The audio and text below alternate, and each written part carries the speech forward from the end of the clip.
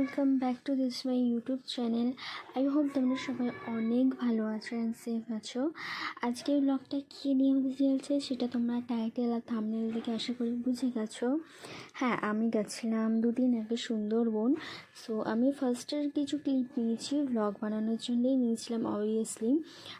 পরে হচ্ছে আমাদের রিলেটিভের কিছু একজনের শরীর খারাপ হয়ে গেছিলো, তো সেই কারণে আমার মন মেজাজ ভালো ছিল না, মুড অফ হয়ে গেছিলো। তো লাস্টের দিকে আমি বেশি কোনো ক্লিপ নিতে পারিনি। ফার্স্টে যে ক্লিপগুলো নিয়েছিলাম ভাবলাম সেটা দিয়ে একটা ভ্লগ বানানো যাক। এত কষ্ট করে যখন ভিডিও ক্লিপগুলো নিয়েছি তো ভ্লগ তো বানাতেই হবে অবভিয়াসলি। তো দেখো তোমরা ভ্লগটা কেমন লাগলো। তো এখানে আমরা সকাল সকাল বেরিয়ে পড়েছি রেডি হয়ে যাওয়ার জন্য। এখান থেকে যাবো হচ্ছে টপিং রোড, ওখানে বাস রয়েছে আমাদের, বাসে করে যাব শিয়ালদা, দেন ওখান থেকে ট্রেন ধরে স্টেশনে নামবো। সো লেটস গো, যাওয়া যাক। চলো, এখানে দাঁড়িয়েছিলাম আমরা, বাইরেটা দেখতেই পাচ্ছ প্রচুর ভিড়, মানে জাস্ট আমার তো দেখেই কালঘাম ছুটছিল। তো এখানে আমার বোনু বদমাইশি করছিল, আর এখানে আমরা যাওয়ার জন্য দাঁড়িয়েছিলাম। তো দেখা যাক ট্রেনে উঠে ভিড়টা কেমন হয়। ফাইনালি ট্রেনে উঠে যা ভিড় দেখলাম, ভিড় দেখে তো আমার এমনি মাথা ঘুরে যাচ্ছিলো। আর এখানে আমার মাসিকে একটু তাকাতে বলছিলাম, মাকেও তাকাতে বলছিলাম ব্লগের জন্য। তো এখানে না এই ভিডিওটা করার পর ঝামেলা লেগে গেছিলো আমার সাথে, আমার মায়ের সাথে। তো এখানে অলরেডি আগে একজনের সাথে ঝামেলা হচ্ছিলো, বোঝাতে পারবো না, এত ধাক্কাধুক্কি হচ্ছিলো, জাস্ট পড়ে যাওয়ার জন্য। আমি তো লিটারালি লাস্টে কেঁদেই ফেলেছিলাম।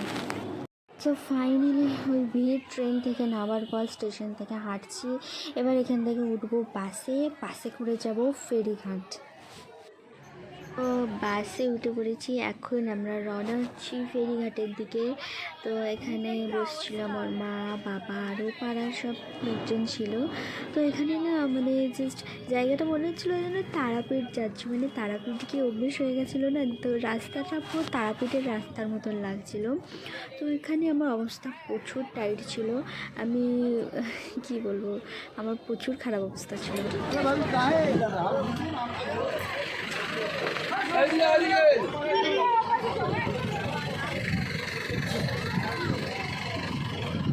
দাঁড়াও,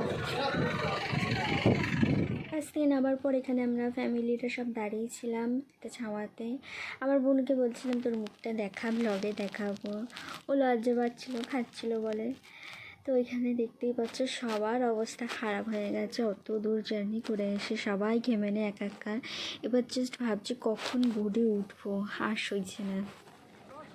ফাইনালি যাচ্ছি আমরা ফেরিঘাটের দিকে। তো এখানে প্রচুর রোদ্দুর ছিল গাইস, বলে বোঝাতে পারবো না। আমাদেরই বড়নগরের থেকে ওইখানে যেন বেশি রোদ্দুর। আমার মায়ের আমার মুখ চোখের অবস্থা প্রচুর খারাপ হয়ে গেছিলো। আমি জাস্ট আর পারছিলাম না, আমার জাস্ট মাথা ঘুরে যাচ্ছিলো, এত রোদ্দুর ছিল।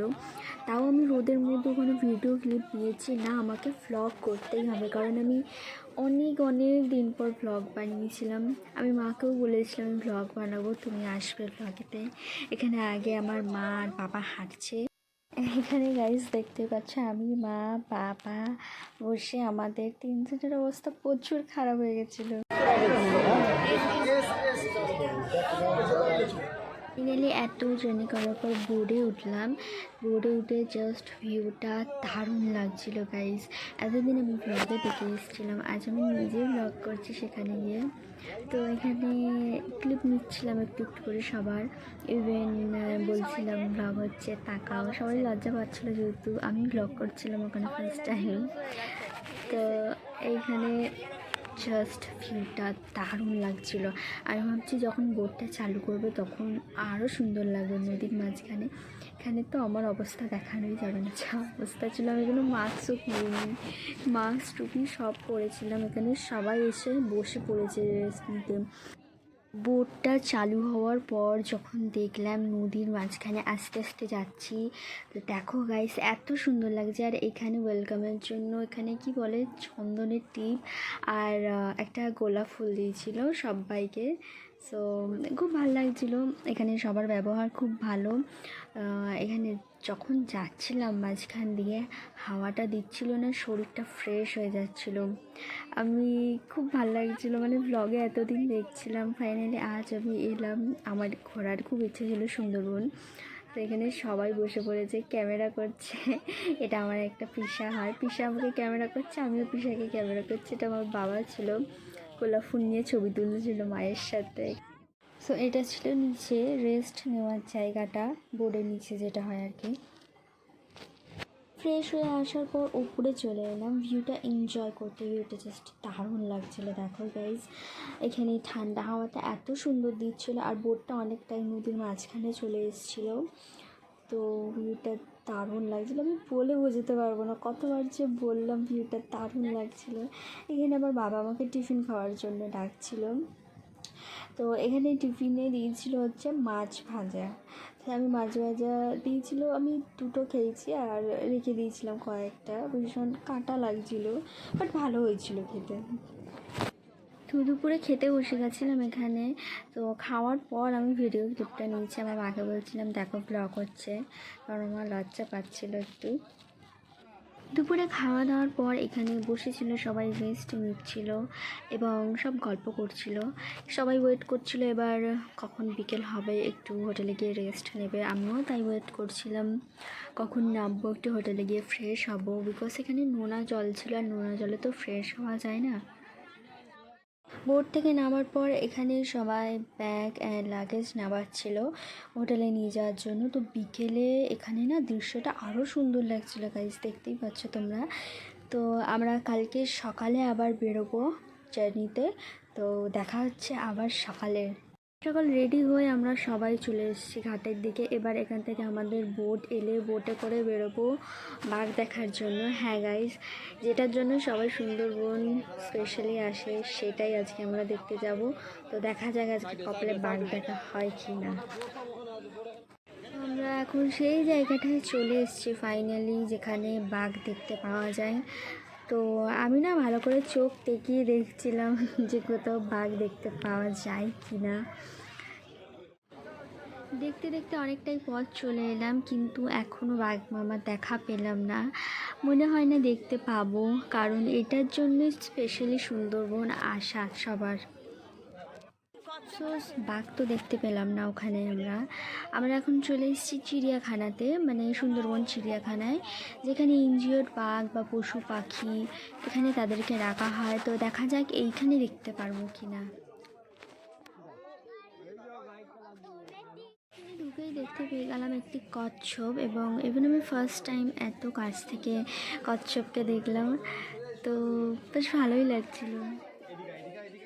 আগে কচ্ছপ এবং বাজ পাখি আর ময়ূর আরও অনেক কিছু ছিল টুকটাক পাখি, ওগুলো দেখার পর আমরা চলে এসেছি ওয়াচ টাওয়ারে উঠছি। এবং ওঠার সময় না বন্ধুরা কি বলবো, পা আমার ব্যথা করছিল, মানে অনেকটা উপরে ছিল, অনেকটা সিঁড়ি ছিল, উঠতে একটু প্রবলেম হচ্ছিলো, বিকজ আমার প্যানিকের একটু প্রবলেম আছে।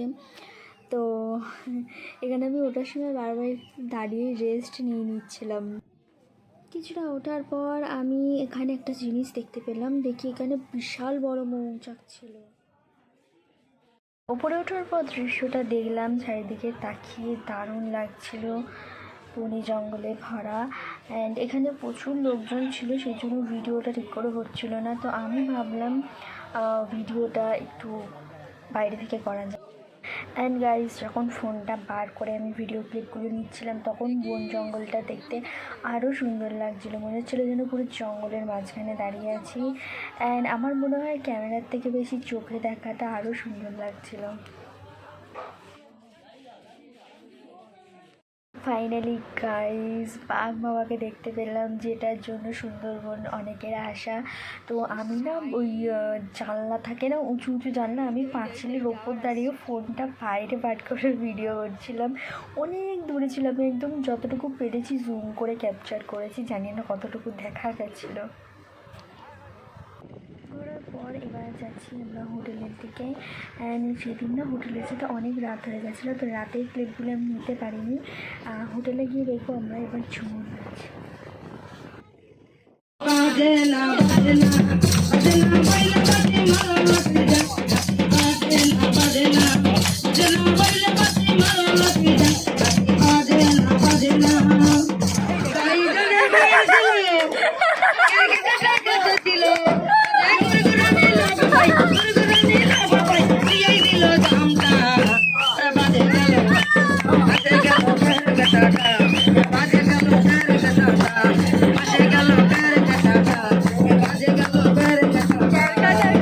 তো এটা ছিল আমাদের পরের দিন সকালবেলা। হ্যাঁ, আজকে আমাদের বাড়ি রওনা হওয়ার দিন ছিল, একটা লাস্ট দিন ছিল। আফসোস এখানে তো থেকে যেতে পারবো না, এখানে জায়গাটা খুবই সুন্দর যেহেতু। তো তোমাদের একটা কথাই বলতে চাই, যারা এখনও অবধি সুন্দরবন ভিজিট করোনি তারা অবভিয়াসলি একবার ভিজিট করে যাও। এখানে খুবই সুন্দর জায়গা, এখানে খাওয়া দাওয়া খুব ভালো, লোকজনের ব্যবহারও খুব ভালো। আর আজকে ব্লগটি কেমন লাগলো অবশ্যই একবার কমেন্টে জানিও। ব্লগটি ভালো লাগলে লাইক করে দিও, সাবস্ক্রাইব করে দিও। আর এখানে আমার ইনস্টাগ্রাম আইডি দিয়ে দিচ্ছি, তোমাদের ভালো লাগলে ফলো করতে পারো। অ্যান্ড দেখা হচ্ছে নেক্সট ব্লগে। ততক্ষণ ভালো থেকো, সুস্থ থেকো, টেক কেয়ার অ্যান্ড টাটা।